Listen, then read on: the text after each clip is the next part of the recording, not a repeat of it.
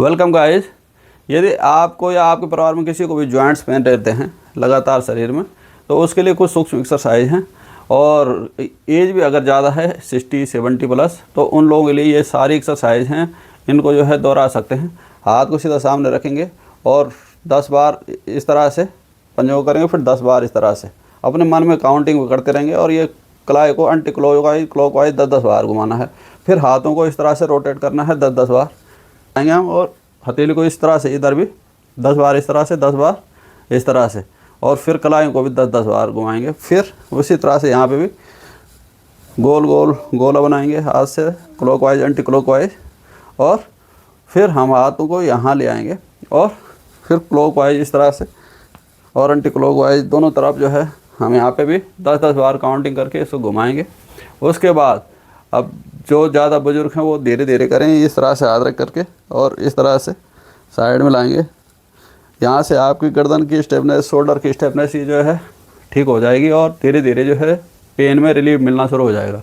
लेकिन कंसिस्टेंसी रखनी पड़ेगी, डेली करना पड़ेगा। उसके बाद हम अगर पाँव को थोड़ा नज़दीक ला करके और गर्दन के पीछे हाथ ले जा करके इस तरह से पूरी स्पाइन को पूरा ऊपर तक खींचेंगे। और जो ज़्यादा एज के हैं वो नहीं कर पाएंगे तो दीवार के सहारे खड़े होकर के कर सकते हैं। इस तरह से 10 बार इसको भी करेंगे।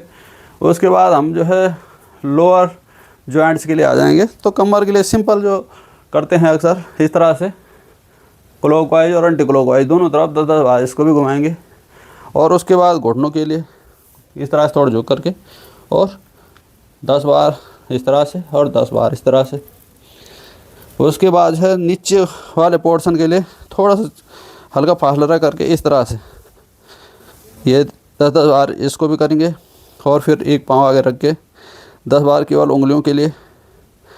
और फिर जो है दूसरे पाँव से भी उसी तरह से 10-10 बार उंगलियों के लिए।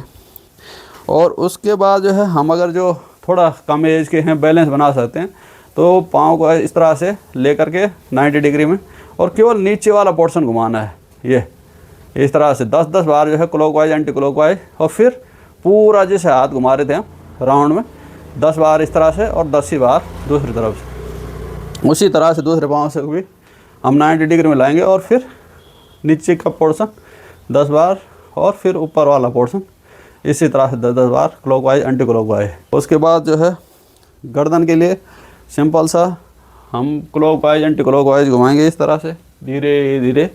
और फिर इस तरह से जो ज़्यादा बुजुर्ग हैं वो दीवार के सहारे भी कर सकते हैं हाथ लगा करके चारों तरफ इस तरह से। उसके बाद धीरे धीरे इस तरह से और 10-10 बार काउंटिंग जो है मन में करते रहनी है। जिनके ज़्यादा यहाँ पे गर्दनों में दर्द है वो पीछे की तरफ ज़्यादा ले जाएं, वो केवल आगे ला करके और बस यहाँ तक लाएं। तो इस तरह से जो है सारे जॉइंट्सों की ये एक्सरसाइज हो जाती हैं। धन्यवाद।